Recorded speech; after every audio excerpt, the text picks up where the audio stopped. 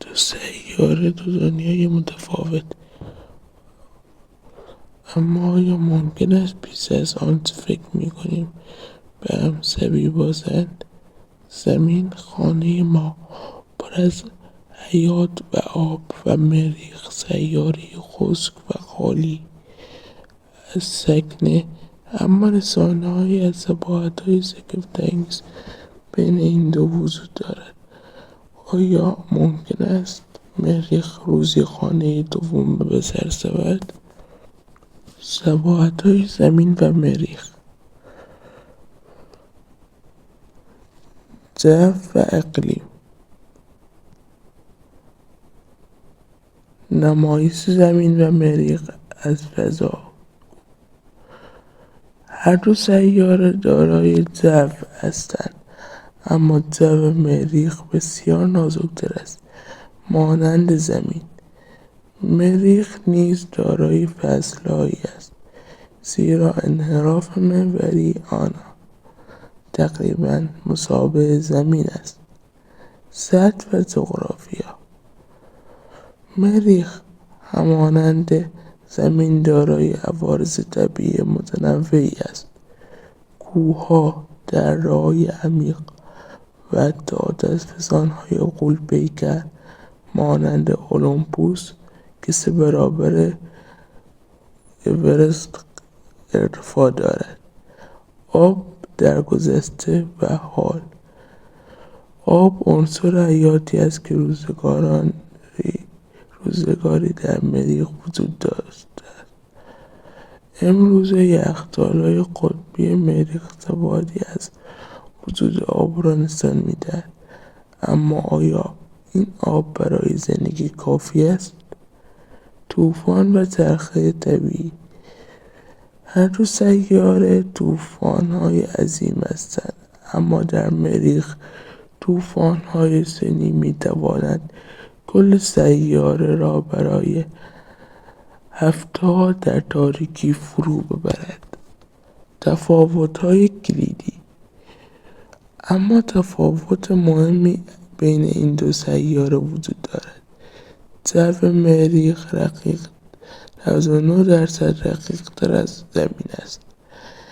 دمای آن می‌تواند تا -44 درجه سانتیگراد کاهش یابد و میدان مغناطیسی قدرتمندی برای محافظت در برابر تأثیرات خورشیدی ندارد. این چالش‌های زندگی در مریخ را دشوار می‌کند.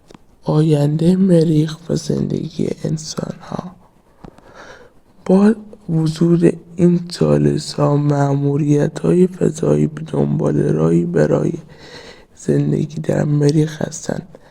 ناسا و اسپیس ایکس در حال برنامه‌ریزی برای سفرهای انسانی به مریخ هستند.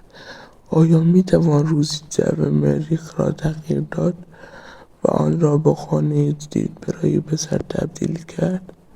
نتیجه گیری: زمین و مریخ دو دنیای متفاوت اما با شباهت‌های شگفت‌انگیز. آیا مریخ آینده ماست؟ شاید روزی پاسخ پرسش را نه در فرضیه بلکه در واقعیت ببینیم. سیاره مریخ که نام پارسیش بهرامه در زبان یونانی تحت عنوان مریخ شناخته میشه و انگلیسی زبونا بهش میگن مارس. اتمسفر مریخ سرخ رنگه و از روی زمین در آسمان شبش نیز دیده میشه. کره مریخ 2 تا قمر داره به نام‌های فوبوس و دیموس که ظاهری نابسامان دارن و احتمالاً شهاب سنگایی هستند که در مدار مریخ به دام افتادن. از دید کاوشگر مریخی فوبوس 3 بار در روز طلوع و غروب میکنه و دیموس نیز به دلیل سایز کوچکی که داره بیشتر شبیه ستاره است. مریخ سیاره سرخ رنگ منظومه شمسیه و 1/2 زمین قطر داره، یعنی معادل 6790 کیلومتره.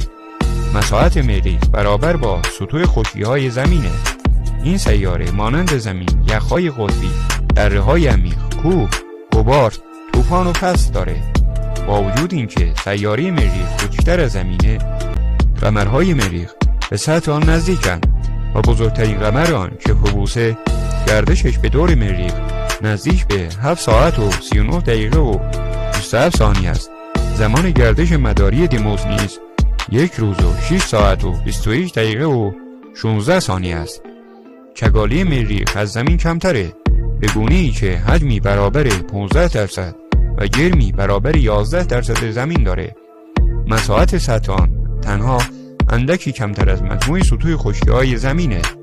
مریخ در برابر عطارد بزرگتر و دارای جرم بیشتره. همین زمینه سبب شده نیروی گرانش بیشتری در سطح مریخ وجود داشته باشه. مریخ از نظر میزان و حجم و جرم 8مین جسم در منظومه شمسیه. نمای سرخ نارنجی رنگ مریخ در اثر وجود آهنه که بیشتر به اکسید هماتیک یا زنگ آهن مشهوره به وجود اومده. مدت زمان سال مریخی که 689 روزه و سال زمینی که 365 روزه نشون میده که فاصله زمانی هر دو مقابله حدود 2 سال و 2 ماهه. اما با توجه به بیضی بودن مدار هر دو سیاره میتوان انتظار داشت که فاصله بین زمین و مریخ به 56 میلیون کیلومتر میرسه و در دورترین فاصله به 240 میلیون کیلومتر میرسه. کاوشگر اخیر ناسا که به این سیاره سفر کرده از اون سیاره اطلاعاتی را آورده که بیانگر این مسئله است. با فرود کاوشگر ناسا روی این سیاره عصر نوینی تو این زمینه یعنی پژوهش پیرامون این سیاره باز شده. کره‌ای که بین سیارات منظومه شمسی بیشترین شباهت را به زمین داره میتونه بنا به فرضیاتی نمایانگر آینده کره خاکی ما باشه.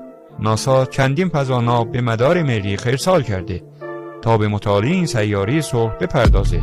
اونا دریافتن که در حدود 4 میلیارد سال پیش بر روی مریخ اقیانوسی از آب وجود داشته که نابود شدن. یکی از هدفهای این کاوشگرها این بوده که آیا مریخ قبلا دارای حیات میکروبی بوده یا نه.